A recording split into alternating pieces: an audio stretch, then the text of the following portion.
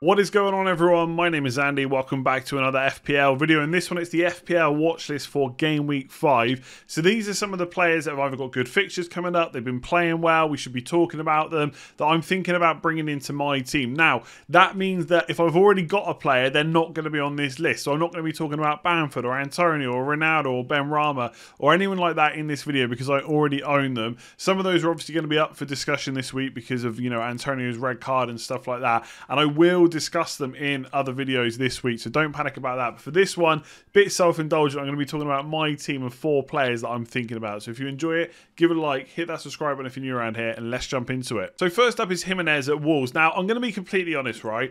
I really wish he had scored already this season. I don't believe that you have to score to then be in form and be really good for the rest of the season. Like, I tend to think, look at these fixtures, we know what he's done in the past, that should be enough. But obviously he was off or out of football for so long that I kind of wish he had scored already this season or got some kind of return. It hasn't quite happened. Wolves have played really well. I've even gone back and watched some of the highlights for the games, not just from game week 4, but from game week 3, 2 and 1 as well. And he has been quite heavily involved. Like, he has had 12 shots in the box, which is, I think, 4th highest for all players so far this season. They haven't necessarily been high quality chances. Like, if you look at his expected goals, 0.21 is quite low. We have seen in previous seasons that he has had a lot higher than that, and I'm sure at some point this season that number will start to go up and up as he starts banging the goals in. It's just a case of when will that happen. At 1.5 points per match is obviously really poor, but he's a nice differential, I should say, and he has got some really nice fixtures coming up, which we know all about. So Brentford at home, Southampton away, Newcastle at home. Like, Brentford and Newcastle in particular, really good defensive target, I would say. I know Brentford have done all right so far, but I still wouldn't see them as this defence to worry about, right? That they're going to suddenly start keeping loads of clean sheets.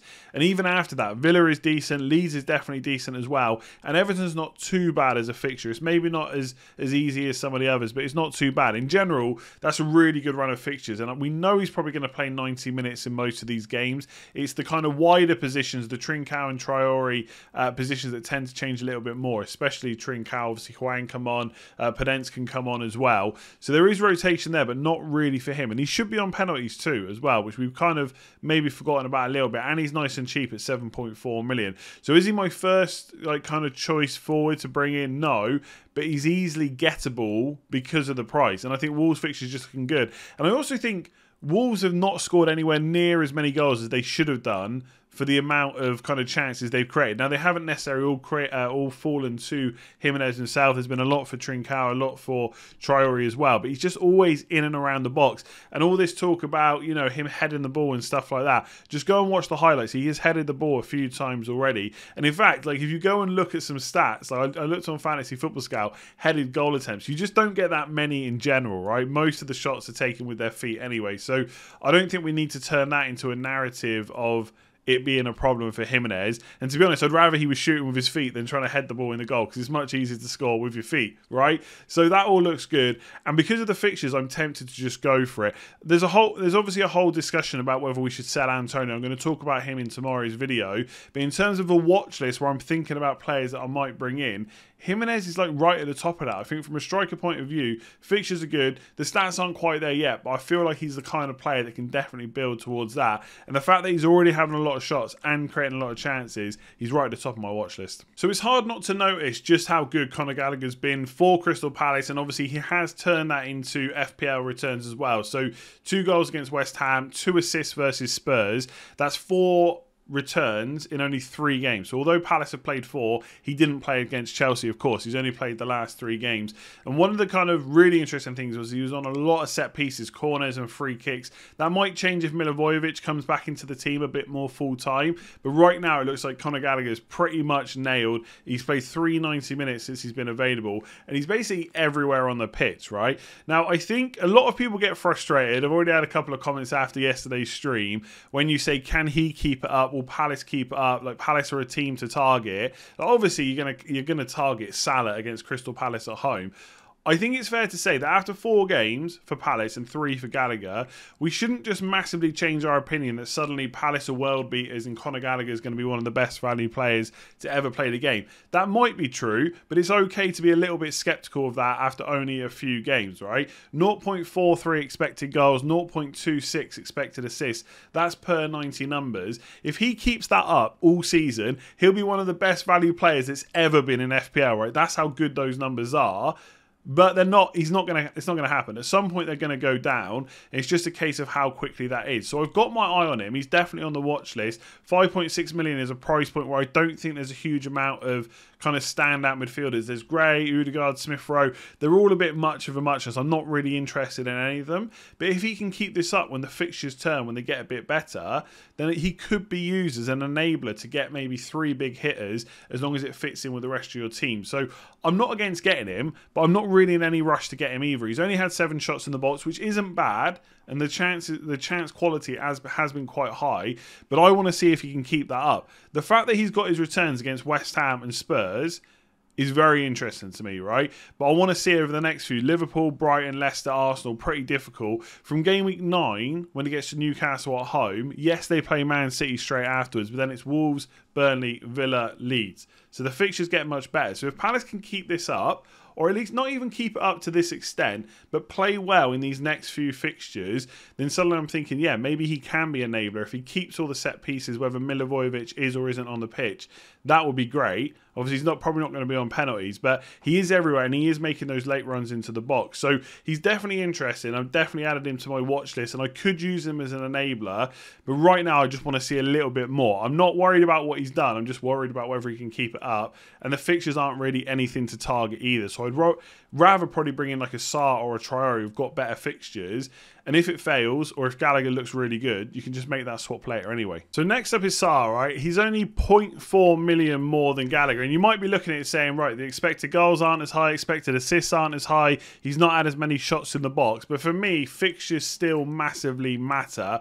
I know a lot of people say like players are fixture proof and players are in form. Like Gallagher has obviously got 4 returns in the last 3.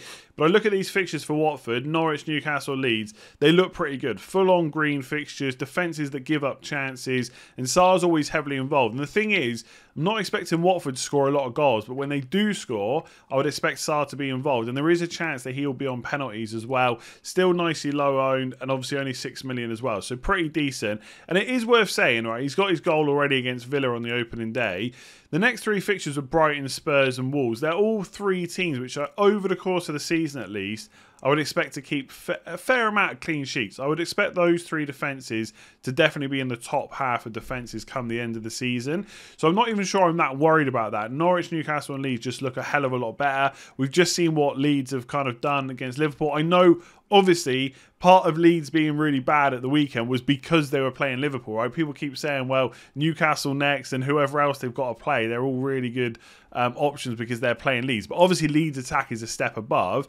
But who knows what might happen by that point, right? If Leeds are still performing poorly like they did for most of last season, Watford might get to take advantage of that, might leave some space in behind for Sarr to get in there. Newcastle give up a lot of chances, and Norwich have also been a fairly poor defence. We saw how much Man City targeted that right side. Well, that's exactly the flank that Sarr is going to be on as well. So I'm not really too worried that his numbers are quite low because the defences he's played have been quite good. So like with Gallagher's numbers, I would expect them to come down a bit. I don't know to what level. We'll have to wait and see. Maybe he'll perform at a really high level this season. But the same thing with Sarr. Instead of going down, I would expect them to come up. We've actually got quite a lot of data for him over the last couple of seasons where he's performed at a fairly consistent level over the Premier League and Championship where I would expect points to come. I'm not expecting him to be some kind of world beater. Like obviously Rafinha, for example, last year was a really cheap price and he ended up being really, really good value. I'm not saying that Sarr will be that good, but I think over the next 3, you can make a case to bring him in. And if I get kind of stuck with him, okay, Liverpool's not a great fixture, but then it's Everton and Southampton. I wouldn't be worried if I had to keep him from game week 5 to 10. But if I do end up wildcarding in game week 8, then I can make the choice to get rid of him there. So I'm almost hedging my bets. I'm getting him in. If I wildcard in game week 8, well, great. I've got him for Norwich, Newcastle, Leeds. If it doesn't work out, so be it. If I don't wildcard, well, okay, keeping him for Everton and Southampton isn't even that bad. After that, it gets a little bit more trickier. It's Arsenal, Man United, Leicester, Chelsea, Man City. It is awful fixture run. So after game week 10, he would have to go. But I feel like there's a nice balance there where you could keep him short or long term. I'm expecting the numbers to go up. He's already had 6 shots in the box, 9 chances created. So he's been pretty well involved considering the teams they've played. I'm expecting him to do much better over the next 3. So this one is kind of both a little bit knee-jerky, but also not knee-jerky at all. So to explain, I think Wolves' defence I was already quite liking the look of, right? I would have probably gone for Semedo or Tierney if I'd wildcarded in game week 4. I'm not quite sure. Maybe I would have fallen on the Tierney side, but I did like Wolves' defence. And I also think that Jose Sarr has looked quite good for them as well, making quite a few good saves. And I think ultimately, Patricio just hasn't been that good for Wolves over the last couple of seasons. I think he is seen as this really good goalkeeper, but I don't think he necessarily performed like that for Wolves. So I think they've got a better goalkeeper. I think the defence looks good. They're kind of attacking, obviously, from the front. Attack is the best form of defence, etc. So it's not a knee-jerk about how good I think Wolves' defence is, and they've got the fixtures for it. It's more knee-jerk because of Marçal. Now, to be honest with you, if I could afford it, I would just go for Semedo. I think he offers not necessarily more attacking potential, but he does offer some attacking potential. In the last game, he had a good few chances to score, which would have been really nice for new owners. But also, he's pretty much nailed. Whether they play 5 at the back or 4 at the back, I would expect Semedo to play. Whereas Marçal, I'm not as confident in his starts. But right now, they're playing so well with the 3 at the back. And Marçal has played, I think it's all 90 minutes. I'm just going to double check while I'm doing this. Yeah, he's played 90 minutes. So it doesn't look like he's going to lose his place or that Aït-Nouri is going to come in anytime soon. So for 4.5 million to get the other wing back, if you can't afford Semedo, I think Marçal looks pretty good. And there's a good few opportunities for clean sheets over the coming weeks. So Brentford, Newcastle might have Wilson back. And obviously Southampton, Villa, Everton, they're not pushovers, but this is not a bad run of fixtures. And given that Wolves' defence has been fairly solid ever since it's been in the Premier League, really, and they're still already looking pretty good this season as well in terms of expected goals conceded, I'd be quite confident of kind of 2 to 3 clean sheets over this run. And if Marçal's going to be getting into the box, and bearing in mind the second assist for him at the weekend was, yeah, okay, it was a little bit fortunate in the way that it fell to Hwang, but he was in the right place. Like, he was on the back post coming for a cross. So if you can't afford Semedo, I would definitely look at Marçal. Am I 100% confident he's going to be nailed for the rest of the season? No, definitely not. But I probably only need him in the short term before I end up wildcarding anyway. So I'll talk more about my thought process as to why I'm thinking about bringing these players in my team selection video, because there are quite a few different ways I could go with it. But if I need a 4.5 million defender this week, then Marçal is looking pretty much top of the list at the moment. So let me know what you think of these options. You think they're good buys, poor buys? Will Marçal keep up the defensive and the attacking returns? Will Jimenez finally start scoring? Let me know below. What do you think about Gallagher, by the way? A lot of people are loving him, but I just can't go for him when the fixtures look like that. I think he's better just to keep on the watch list and maybe bring in later. I would prefer Sarr, if I'm completely honest, this week, and he might even come in for me once I decide on my transfers, but more of that to come later in the week. I've put this out a little bit earlier because I know there's a game tonight and I've got more content planned for the rest of the week. So hopefully you enjoyed it. If you did, give it a like, hit that subscribe button if you are new around here, and I'll catch you again tomorrow for another video.